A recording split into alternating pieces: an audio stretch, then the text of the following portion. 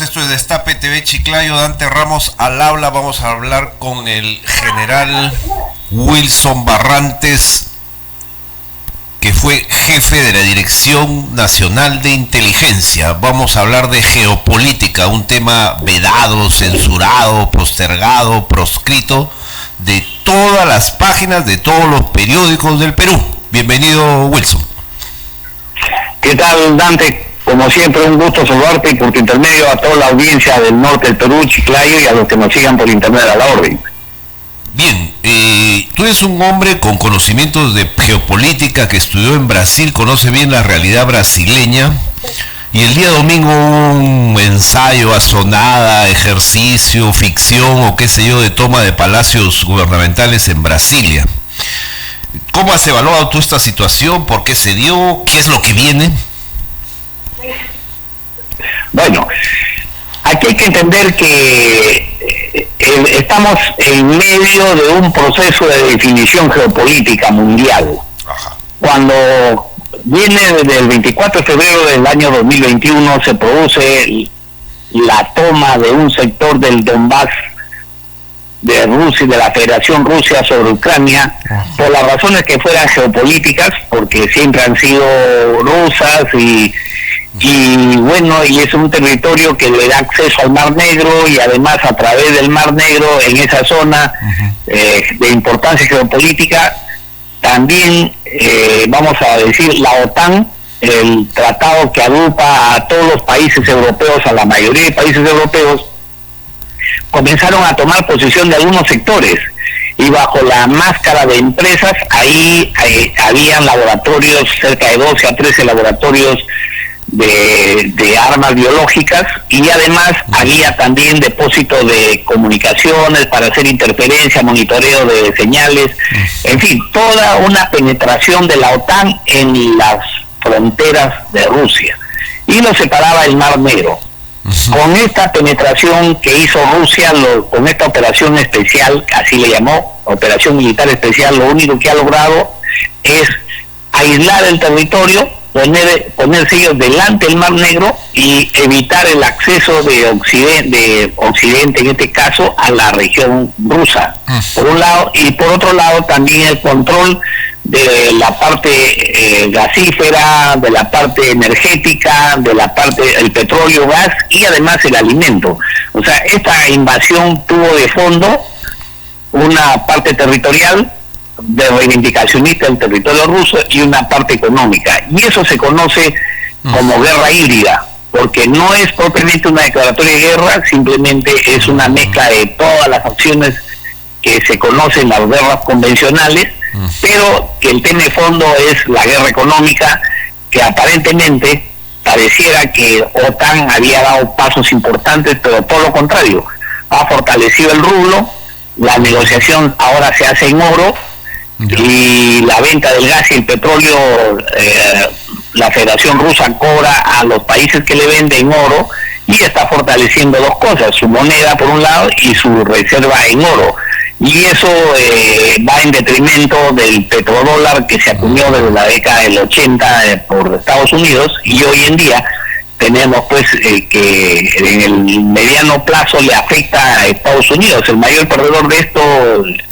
es Europa y el segundo es Estados Unidos. Claro que para Occidente el mayor ganador es Estados Unidos y el gran perdedor es Europa, Inglaterra, Francia, que son las economías más sólidas, y Alemania, que hoy día Alemania está enfrentando la caída del 30% de la capacidad energética, y eso va a redundar probablemente en la capacidad de producir tecnología, y de toda la producción industrial que tiene se va a reducir, y eso va a impactar en su Producto Bruto Interno.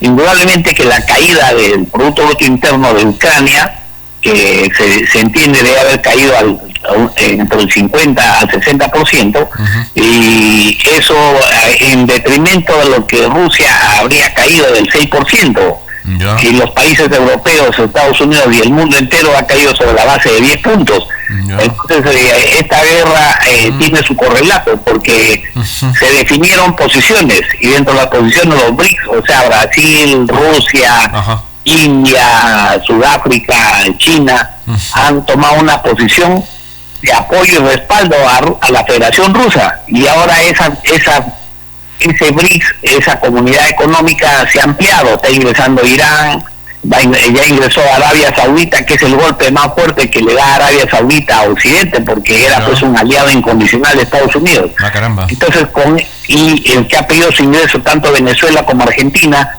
potencia los BRICS. Entonces, aquí nosotros vemos que por un lado, Bolsonaro, el presidente de la República Federativa del Brasil hasta diciembre del 2021, había sido un aliado de Occidente, y por otro lado, comercialmente, un aliado de la Federación Rusa. Y entonces nos encontramos como miembros de los BRICS, el que ha hecho potenciar los intereses económicos, y por otro lado se enfrenta pues a una disyuntiva geopolítica. Esa disyuntiva geopolítica tuvo su correlato en las elecciones. Ganó Lula, sí, pues. Y obviamente hay un sector que apoyó a Bolsonaro, y obviamente un sector minoritario que vendió la idea de que, igual que acá, con el, digamos así, anacrónico y vetusto partido fujimorista, que también decía que le habían hecho fraude. Bueno, la misma historia ha sucedido en Brasil. Le mienten a un grupo de sus correligionarios y trataron pues de tomar el palacio de gobierno, que en Plan Alto, que es la zona donde está la sede del gobierno.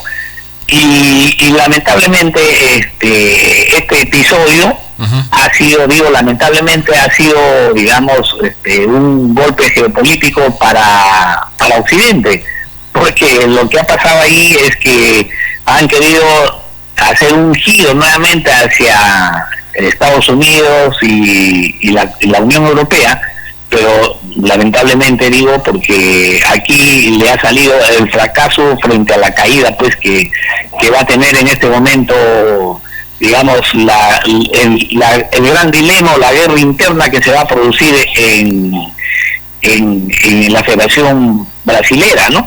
Entonces ahí nos encontramos que ingresamos nuevamente a una definición que puede ser difícil de interpretar, una guerra híbrida. Con esta, digamos, exposición de lo que Brasil enfrenta, por un lado, en lo geopolítico está con Occidente, y en lo económico está con la Federación Rusa, y en este momento podríamos decir que internamente Brasil enfrenta una guerra híbrida. De la misma manera como también el Perú tiene su correlato, está enfrentando una guerra híbrida. Estamos viviendo una guerra híbrida donde nuestros órganos de inteligencia pues en verdad están en la época de la carreta, están en la época del 70, del 80, no han evolucionado. Brasil, con la capacidad que tienen sus elementos de geopolíticos y sus elementos de inteligencia y sus propios políticos, sin embargo, ellos están dando esta batalla. Y la batalla están primando los intereses geopolíticos en la parte económica, y están dejando el interés geopolítico esencialmente político para la parte que lo vincula con Occidente y con Estados Unidos y la OTAN, ¿no? Entonces ellos siempre han sido unos aliados incondicionales de la OTAN desde la época del 40. No nos olvidemos que ellos han sido pues no solamente Argentina, ellos han sido el granero del mundo, y dieron una división de infantería de más de 7.500 hombres para tomar Montecassino en Italia, a favor de los aliados. Entonces ellos han recibido el beneficio de haber participado en la Segunda Guerra Mundial de Occidente y sobre todo de Estados Unidos. Tanto así que sus instalaciones pues militares nos hacen recordar, por ejemplo, a las instalaciones de Talara, ¿no? Que son similares a las del Brasil. A lo largo de todos sus puertos tienen el mismo sistema de aeropuertos, el mismo sistema de protección de las aeronaves. Es decir, uno va a visitar sus viejas instalaciones y son similares a las que tenemos nosotros en la base aérea El Pato en Talara, ¿no? Entonces nos damos cuenta pues de que la importancia geopolítica, en este caso del Brasil, fue enorme en la Segunda Guerra Mundial, desde el punto de vista militar. Hoy en día sigue siendo importante al punto de vista político, pero como digo, la definición económica la ha dado Lula, y obviamente la dio primero Bolsonaro, y Lula lo que está haciendo es recoger eso. y hoy día eso genera preocupación en América Latina, preocupación sobre todo para Occidente, ¿no? Porque indudablemente la forma tradicional de ver la política, de ver las relaciones internacionales hoy día está cambiando. Esencialmente ha cambiado mucho porque estamos entrando al dominio, a la preeminencia de lo económico sobre el factor militar o sobre el factor político. Bien, ese es un pequeño avance de lo que podría definir lo que está pasando. Bueno, bastante nutrido lo tuyo. Mira, y Wilson, ¿y esto cómo...? No, la pregunta no es repercutir, de hecho todo repercute, ¿no? Está por descontado. ¿Cómo analizas tú los acontecimientos del sur y lo que vendrá a partir del fin de semana, ¿no? La toma de Lima, ¿no?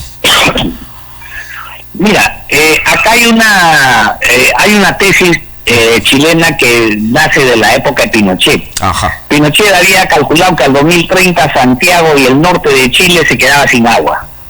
Y entonces ellos dijeron, la única fuente de recursos hídricos está en el norte, o sea, está en el lago Titicaca y está en el río Silalá en Bolivia. Sí, pues. Y había que apoderarse. ¿De qué manera se apoderarían? Se apoderaban fomentando el indigenismo, que fue una corriente que muy bien trabajada en Ecuador, ajá, pero en el Perú, y la fuente del indigenismo se ve frustrada porque el general Velasco, el año 68 y 69, con el golpe de Estado, fortalece la reforma agraria. Ya. Y la reforma agraria le quita al ciudadano del Perú, altoandino y campesino, la condición de ser indígena y le pone a una condición de ser casi propietario de la tierra. Ajá. Y lo hace pues de que aquí en el Perú tengamos agricultores, ya no tengamos trabajadores hipotecados y alquilados. Uh-huh. Y eso le da dignidad al peruano. A la mayoría de peruanos. Ya en la época del 65 teníamos 2 millones de campesinos que iban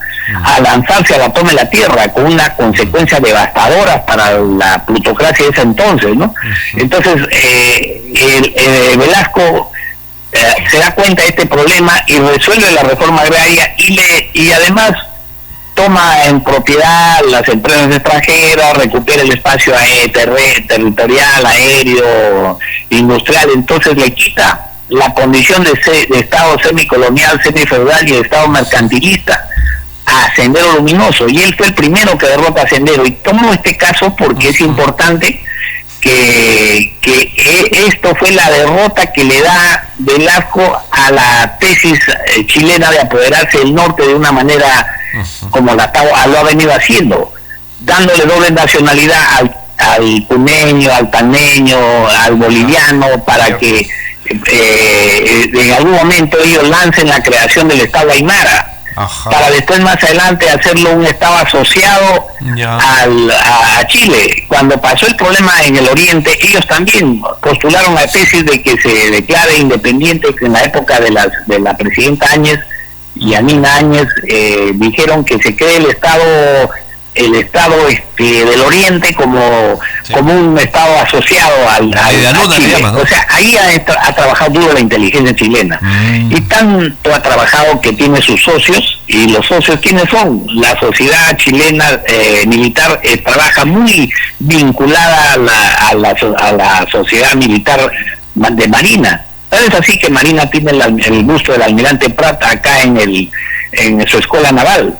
Entonces, ellos han alimentado, y cuando nosotros llegamos a la Dirección de Inteligencia, encontramos pues que nos querían vender el cuento de que el MAS quería apoderarse del sur del Perú. Una estupidez, o sea, esto es para enanos mentales o para discapacitados cerebrales, ¿no? De querer hacernos creer de que Evo Morales estaba en capacidad de tomar y fundar el imperio, un Estado, y asociar el Perú a Bolivia.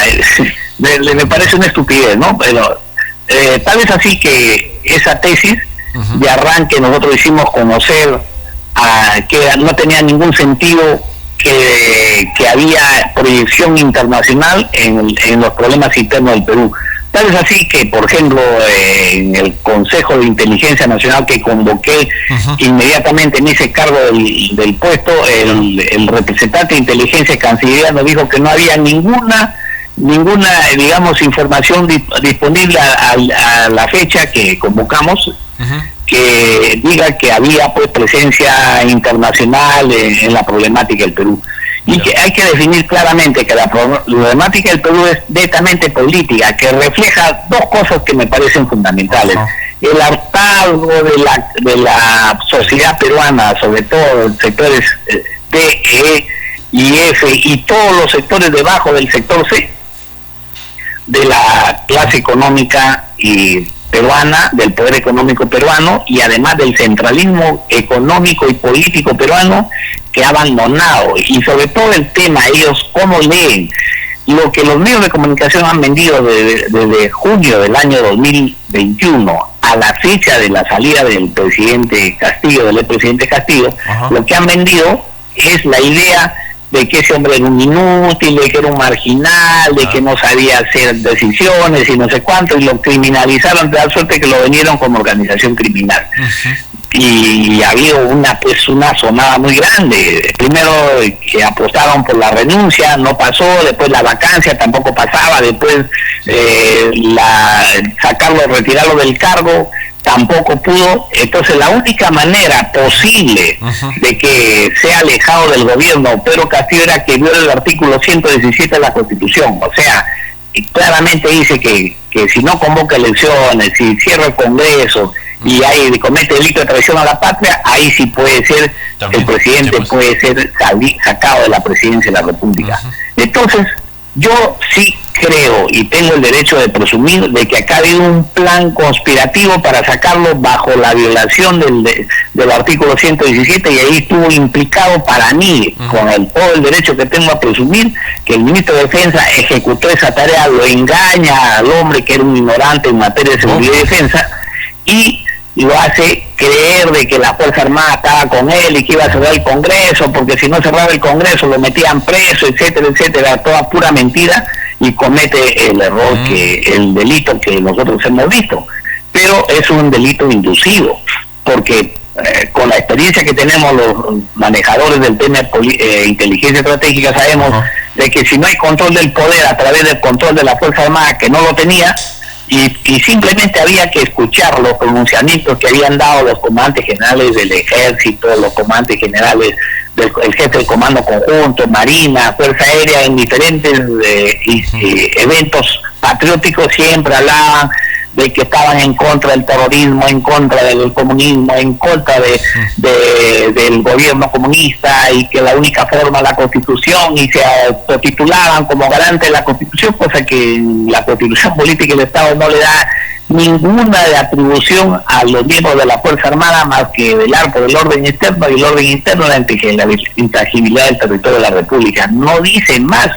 Entonces cualquier otra función o atribución que se han querido dar ellos no era constitucional, y más lo hacían público. Entonces, ante eso, si yo me pongo en este lado como inteligencia estratégica, pues en la vida vamos a pensar que él tenía control sobre la Fuerza Armada, pero solamente una persona de la calidad del presidente Castillo, con desconocimiento absoluto de esta materia, podía haber caído y pecado en esta creencia de que todo eso iba a ser posible, iba a manejar. O sea, no él manejaba nada. Entonces yo sí creo de que, como en algunos medios se vincula la foto del inefable general Bobbio, que va a la embajada de Estados Unidos para vender la idea de que estamos frente a alguien que siga el comunismo internacional y que terrorista, castrochavista y todo el cojudeo que se está vendiendo, me parece que eso habla muy mal de él, y por supuesto habla muy mal de las relaciones internacionales también, porque hay una intromisión grosera. Si algo hay que en el Perú es reconocido por todo el mundo, somos el primer país exportador de clorhidrato de cocaína del mundo. Somos uno de los países que ha incrementado tremendamente la actividad agrícola de la siembra de la hoja de coca, que según cifras oficiales estamos sobre 90.000, pero yo, con todo el derecho que tengo de manejar alguna información, puedo decir que estamos 120 a 150.000 hectáreas de hoja de coca, y estaríamos también en la misma medida 1.500 a más toneladas de clorhidrato de cocaína. Entonces eso nos convierte pues en una narcoeconomía, en un narcoestado. Entonces, si uno mira todos estos problemas, río revuelto, ganancia y pescadores. ¿Quiénes son los mayores interesados de que sigamos cojudeando a la opinión pública con el terrorismo? el narcotráfico. ¿Quiénes serían los primeros interesados a seguir conjudiando con el terrorismo? La minería ilegal. ¿Quiénes serían los primeros interesados en hablar esto? La tala ilegal de madera y el contrabando. Entonces somos un país que se dan casi 5 amenazas externas que tienen que ver con la alteración del Producto Bruto Interno y de la economía nacional a través del engaño masivo del terrorismo. Entonces, cuando el pueblo, por un lado, está molesto, está, preocupado, tiene la desazón de que le han votado a un presidente que no nos olvidemos que una semana antes él tenía el 30% del apoyo ciudadano. Y eso, no vamos a decir que Ipsos también ahora es comunista, prochavista, narcosenderista y toda esa cuestión, no. Entonces sí había una cantidad de personas que creían y ven. Por eso, acá hay dos realidades: la realidad de los medios, la realidad de los partidos políticos y la realidad de un ejecutivo que solamente quiere mirar ahí, y la otra realidad es la que vemos en provincias, en los sectores, digamos, marginales y los sectores que no se han visto favorecidos, y más aún, que han visto morir a casi a la mayoría de sus familiares por el COVID. Tenemos más de 200 y tantos mil, de los cuales han muerto antes del 2021 200.000 personas. Y 200.000 personas que lamentablemente son los seres queridos de estas personas, en su gran mayoría. No ha muerto pues el sector AE, ha muerto el sector CDE, de los sectores más desprotegidos de la ciudad. Entonces todo este fenómeno se ha visto reflejado en estas marchas que a partir del día 7, que la señora inclusive proyecta su relevo, cuando todos miran al 2026, cuando todos miran y creen que ella es parte de la conspiración para sacarlo a su presidente. Entonces nos enfrentamos a una realidad que por lo menos teníamos que tener el valor de decirlo. Y nosotros dijimos que aquí no había nada de terrorismo, que todo era una protesta esencialmente política. Y que los sectores, sin estar articulados de una u otra manera, los articula simplemente eso, las variables socioeconómicas que estamos hablando, de abandono, de la desocupación, del hartazgo que se había dado de la clase política, empresarial y económica en general, y por supuesto el hartazgo del trato que le han dado al expresidente. Eso es lo que miran abajo. Puede que no nos guste escuchar lo que yo estoy hablando, pero eso es lo que abajo se mide. Y nosotros, que éramos el termómetro de recoger la información, sabíamos que eso estaba pasando. Entonces, cuando nos vienen a meter el cuentito de que por acá viene un Evo Morales, miren, vamos a hacer el siguiente ejercicio. Si a Evo Morales ya no entra nunca más, entramos al paraíso en el Perú, mentira, es un cojuneo más. Pero lamentablemente aquí pues un hueveo, como tú dices, un hueveo. Imagínense qué tal manera tan chiflada de que la comisión del Congreso de la República lo declara persona no grata, el Ejecutivo, la canciller, pero esa canciller no sé de qué país es, pero no creo que sea el Perú, le declara que persona no grata, impedido de visitar el Perú Evo Morales. ¡Qué ridículo! Y le digo con toda honestidad, y no es que uno esté a favor de Evo Morales, sino que Evo Morales no representa mayor peligro más que el peligro del narcotráfico. Él está vinculado en su época, creció el narcotráfico en forma desmedida, porque que tampoco no podemos dejar de ser hipócritas. Acá el tema es, ¿crece la hoja de coca para qué? ¿Para el consumo? Miren, ¿cuántas hectáreas en el Perú se consume, van destinadas al consumo? No pasan de más allá de 10.000 toneladas. Perdón, de 10.000 hectáreas. Pero acá tenemos cerca de 120.000, 150.000 hectáreas. Sabemos pues que esa va al narcotráfico. Y o sea, el 90% de la producción va al narcotráfico. Entonces, ¿de qué estamos hablando? Estamos hablando de que, obviamente, si el narcotráfico aparentemente eleva mi economía, entonces me hago el sueco, pues, y además todo el mundo vive el narcotráfico, todos, Fuerza Armada, Policía Nacional, Ministerio Público, y aquí que no se me resienta ninguno porque todos viven de eso. Todos reciben y viven de eso, porque hay operaciones que hacen. Mire, Inteligencia reparte como 24 millones para gastos especiales del Estado a través de la Dirección Nacional de Inteligencia, el Comando Conjunto como 14 millones, todos abajo como 2, 3, 5, 7 millones, en realidad para buscar terroristas. No me jodan, hombre. Discúlpame que te lo diga de esa manera tan acá estamos en libertad, pero eso es lo que nosotros no lo hemos hecho claro al presidente del Consejo de Ministros, otro inefable que pusieron ahí pintado Angulo, que no sabía ni dónde estaba parado. Yo pensé que iba a tener un mejor desenvolvimiento y por supuesto todos los demás que viven de eso. Pues. Eso es lo que te puedo dar como adelanto, como explicación a todo el problema, ¿no? Tremendo magisterio el tuyo. Escúchame, te vamos a tener una vez a la semana, te comprometemos 15, 20 minutos una vez a la semana, previamente coordinamos los temas y porque la próxima semana va a arder esto, así que obligado tienes que estar, seguramente el lunes vamos a estar contigo, sí, lunes, sí. Correcto, si he ofendido mis palabras al público radioyente, por favor la disculpe el caso, pero no hay forma de hablar de estas cosas con la crudeza, la frialdad y la firmeza y la claridad con que espero que haya llegado el mensaje. No sigamos cojudeando a la opinión pública. Estamos viviendo una respuesta política a los acontecimientos embalsados desde hace más de 20 años, después de haber vivido la época del 90 al 2000, y que no haya habido un cambio real, sino todo un encubrimiento de las cosas para satanizar. Y lo que yo lamento es que van a entrar ahora en esta rueda cruel a ser procesados por violador de derechos humanos y por delito de lesa humanidad, porque ahora sí, a partir del año 2003 estamos inmersos en eso. La Comisión de Derechos Humanos de la Comisión Interamericana de Derechos Humanos nos está visitando, y les aseguro que del delito de genocidio no se van a escapar aquellos alátares del Ejecutivo, aquellos que han estado creyendo que ya entraban al paraíso. Hoy les toca enfrentar la muerte de mis compatriotas, a quien yo lamento, porque después de todo yo he vivido 2 años, casi